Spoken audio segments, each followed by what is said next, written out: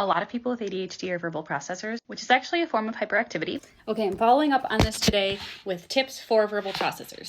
One of the biggest challenges that ADHDers tend to have as verbal processors is like getting to the point, is that we tend to tell like the full backstory and then never answer the question and then forget what the question was. So if you struggle with that, here are 3 ideas to try out.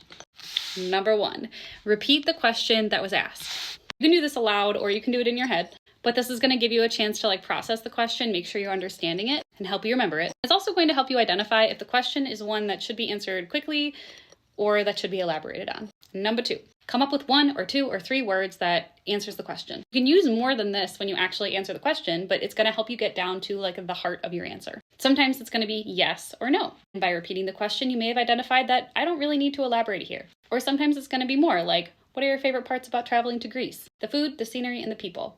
Elaborate on that. And then you can elaborate on those points if it's appropriate. And number 3 is keep an eye out for visual cues for the people that you're talking to. If people start looking off to the side or they start fidgeting, it's probably a cue that you've lost your audience. Same goes for if they're trying to jump in and you're like, why are you interrupting? Well, maybe they have ADHD or maybe they just feel like they haven't gotten a chance to talk in a while.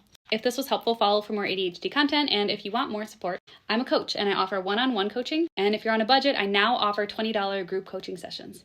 All the info is on the link in my bio.